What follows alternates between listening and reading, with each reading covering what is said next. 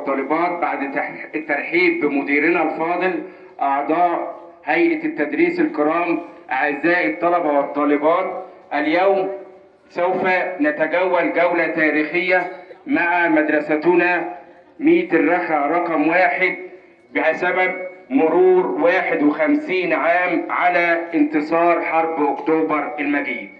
يجب أعزائي الطلبة والطالبات ألا نطلق إنه مجرد حرب، إنه ملحمة العبور والنصر. لماذا نطلق عليه كلمة ملحمة العبور والنصر؟ بسبب تكاتف قوى الجيش والشرطة والشعب، فكلهم تكاتفوا للانتصار في هذا الحرب. فالجيش لحماية الجبهة الخارجية، والشرطة لحماية الجبهة الداخلية لمصر، والشعب والمجتمعات والهيئات المدنية للتبرعات والإسعافات الأولية لمصابي الحرب. إنها حقا ملحمة العبور والنصر. نأخذكم إلى جولة تاريخية في هذا الصفحة التاريخية من صفحات كتاب مصر. أولا، منذ عام 1967 بعد هزيمة عام 1967 في عهد الزعيم الراحل جمال عبد الناصر، ظن الإسرائيلي أنه أخذ سيناء دون عودة، ولكن المستحيل ليس مصريا أعزائي الطلبة والطالبات. ومع إشراقة يوم 6 من أكتوبر عام 1973 مع القائد بطل الحرب والسلام محمد أنور السادات، قام بوضع التدريب المستمر للجيش الوطني. تمام. أول حاجة أعزائي الطلبة والطالبات، الانتصار بالحرب ده له عوامل. أول حاجة الإيمان بالله، ثم العقيدة القتالية لدى الجندي المصري. فالجندي المصري مختلف على جنود العالم كله في الإيمان بالله والعقيدة القتالية. ثاني سبب من انتصارنا بهذا الحرب وهو التدريب المستمر. لكل كفاح نجاح، وبعد الانكسار انتصار. تمام. نيجي بقى على الزعيم محمد أنور السادات. وضع خطة الحرب. نحن بلد السلام، لكن نتحول إلى بلد الحرب إذا احتلت جزء من أراضينا. فشبه جزيرة سيناء جزء غالي من أراضينا استولى عليه العدو الإسرائيلي عام 1967، وظن بعد بناء خط بارليف المنيع والدعاية الزائفة للجيش الإسرائيلي أنه لا يقهر، وهذه دعاية زائفة ملت أرجاء العالم في هذا الوقت، ظن أنه خلاص يعني شبه جزيرة سيناء أخذت خلاص دون رجعة، ولكن المستحيل ليس مع الجيش الوطني. نيجي بقى على خطة الاستراتيجية.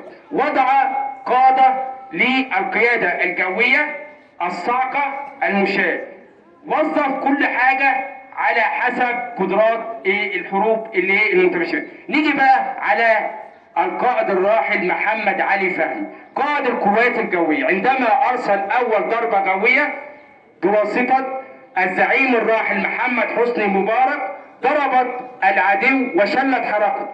دي أول حاجة. دي بقى في 6 من أكتوبر قامت القوات المسلحة بقيادة الزعيم الراحل محمد حسني مبارك بضرب أول طائرة جوية إلى معاقل شبه جزيرة سيناء شلت حركته.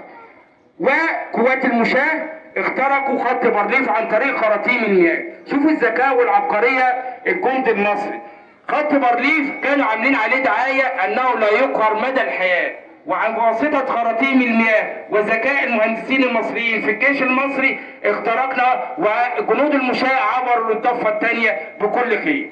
كل هذا مع وجود تضحيات وشهداء للضباط والجنود المصريين أعزائي الطلبة والطالبات. فتحية إجلال ولهم لشهداء، ورحم الله شهداء مصر. ويجب أن تتذكر أعزائي الطلبة والطالبات أن لا بد أن تحترم أو تعتز بتاريخنا، فمن ليس له ماضي ليس له حاضر ومستقبل. تمام كده. ثانيا، القائد العظيم محمد أنور السادات بدأ بالسلام عندما أرسل وفودا كثيرة إلى الجيش الإسرائيلي مطالبا له عودة شبه جزيرة سيناء عن طريق السلام، ولكن هيهات الغطرسة الإسرائيلية لم توافق على السلام.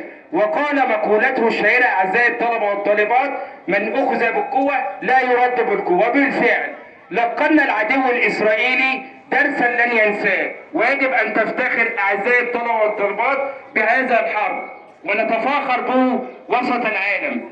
وتحية إجلال ورحم الله شهدائنا، وعاشت مصر حرة في سلام دائم بإذن الله. وشكرا لحضراتكم.